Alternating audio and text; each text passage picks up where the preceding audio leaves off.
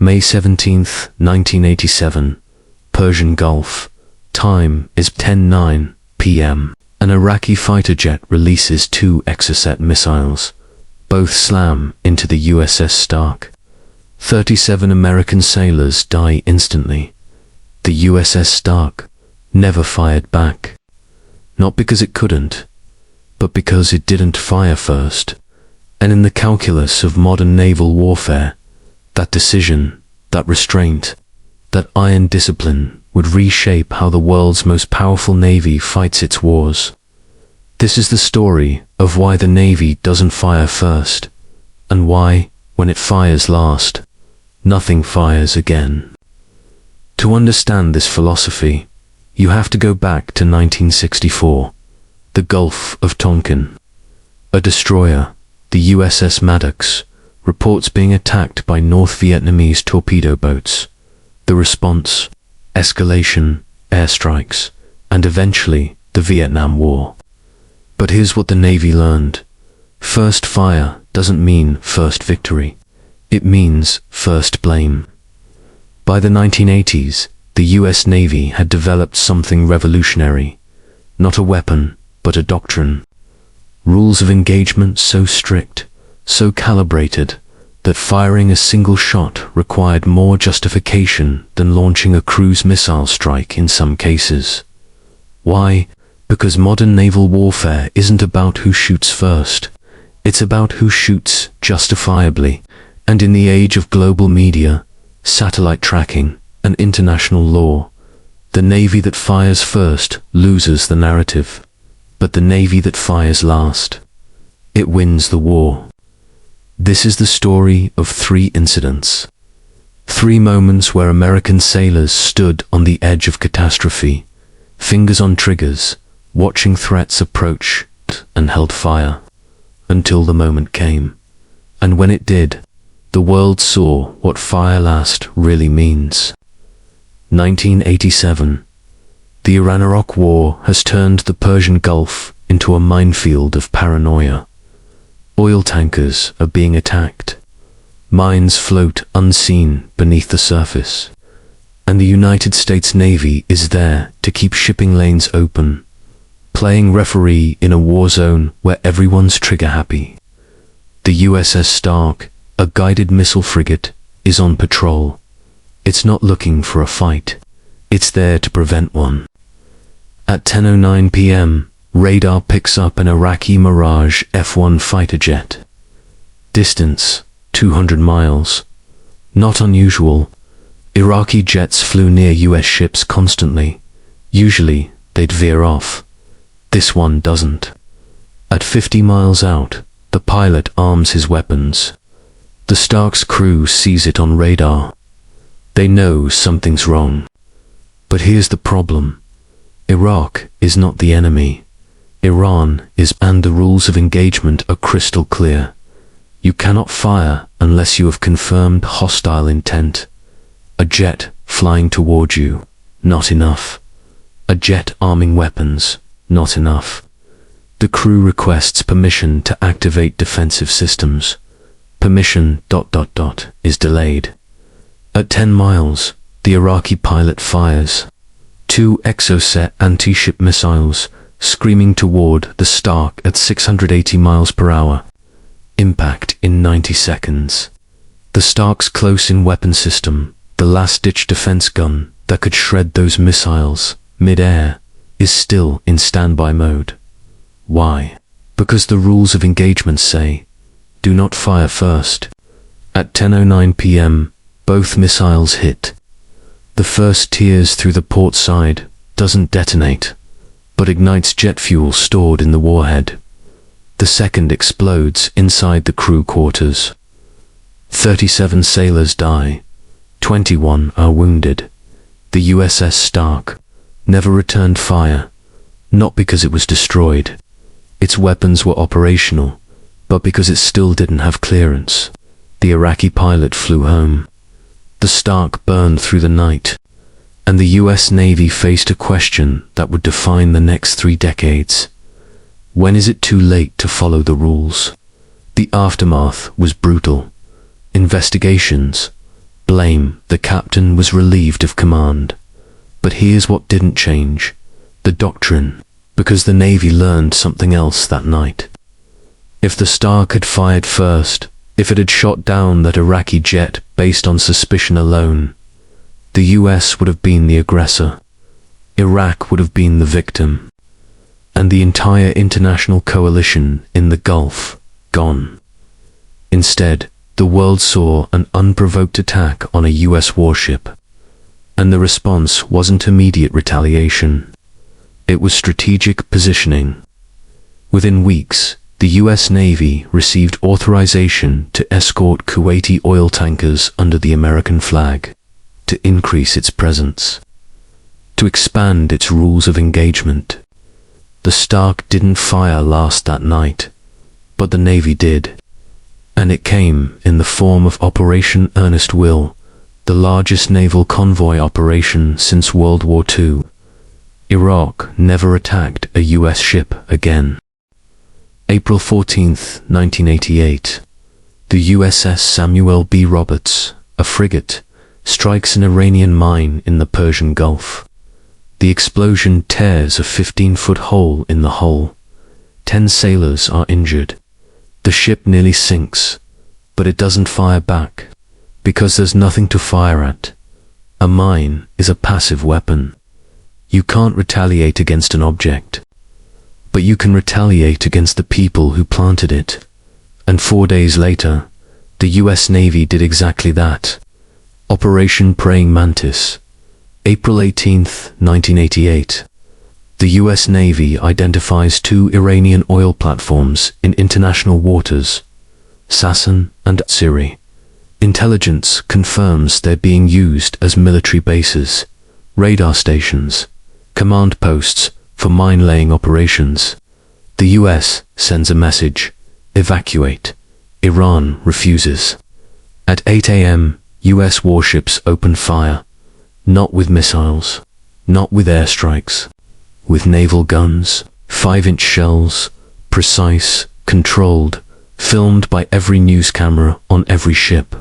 The platforms are destroyed in under an hour. But Iran doesn't back down.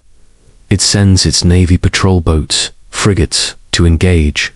And this is where fire last becomes devastation. The Iranian frigate Sahand fires on US aircraft. Bad idea. Within minutes, A-6 intruders hit it with Harpoon missiles. The ship erupts in flames. The Joshan, an Iranian patrol boat, fires a US-made Harpoon missile salvaged from the Iran-Iraq War at American ships.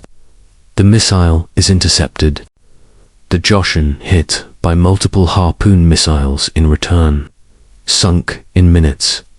By the end of the day, 2 oil platforms destroyed, 1 frigate sunk, 1 frigate damaged and abandoned, multiple patrol boats destroyed, US casualties, none, Iranian casualties, hundreds. And here's the key: every single action was filmed, documented, justified under international law, because the US Navy didn't fire first, it fired last. And when it did, it wasn't retaliation. It was a statement. Operation Praying Mantis became the largest US naval battle since World War II, and Iran never attacked another US ship in the Gulf. Not because it couldn't, but because it learned the same lesson every adversary learns. The US Navy doesn't start fights, it ends them. Fast forward to 2023. The Red Sea, Houthi rebels in Yemen, backed by Iran, begin launching drones and missiles at commercial shipping.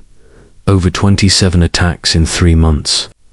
The US Navy responds by deploying destroyers with Aegis missile defense systems. And once again, they don't fire first. They intercept. November 2023. The USS Carney, an Arleigh Burke-class destroyer, detects multiple inbound threats, drones, anti-ship missiles, all heading toward commercial vessels. The Carney doesn't ask permission, it fires. 9 targets, 9 kills. But here's the difference. The Carney wasn't firing at Yemen. It was firing at projectiles in international airspace. Legally, defensive action. Strategically, a demonstration.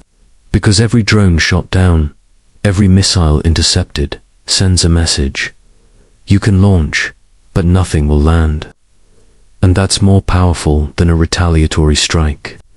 Because if the US had bombed Yemen first, without being directly attacked, it would have been seen as aggression. But intercepting attacks on international shipping, that's protection. And it gives the US legal authority to do what it did next.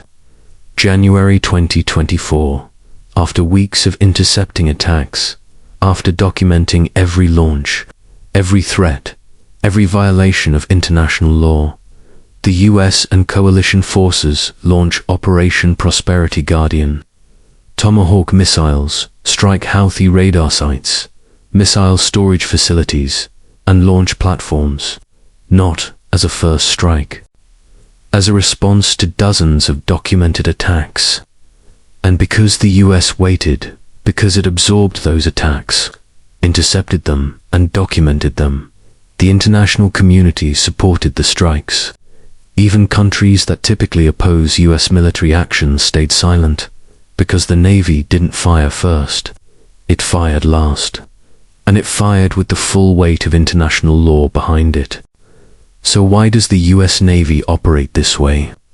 Why risk American lives by waiting? Because modern warfare isn't just about firepower, it's about legitimacy. The Navy learned this lesson the hard way, from the Gulf of Tonkin to the USS Stark. Fire first, and you're the aggressor. You lose allies, you lose support, you lose the moral high ground, but absorb the first strike. You become the victim, and when you respond, when you fire last, you're not starting a war, you're ending a threat. This doctrine has become the backbone of US naval strategy. 1. Presence over provocation. US Navy ships patrolled the world's oceans not to threaten, but to stabilize. Their mere presence deters conflict. 2. Restraint as strength. Holding fire under attack isn't weakness, it's discipline. It's the difference between trained professionals and reactive amateurs. 3. Overwhelming response. When the Navy does fire, it doesn't escalate gradually. It responds with such precision and force that the threat is eliminated, not just deterred. 4. Legal warfare. Every action is documented. Every response is justified under international law. The Navy doesn't just win battles, it wins the narrative. And it works. Since Operation Praying Mantis in 1988, no nation-state has directly attacked a US Navy warship. Not because they can't, but because they've seen what happens when they do. The USS Cole bombing in 2000 was a terrorist attack, not a military engagement. And the US response?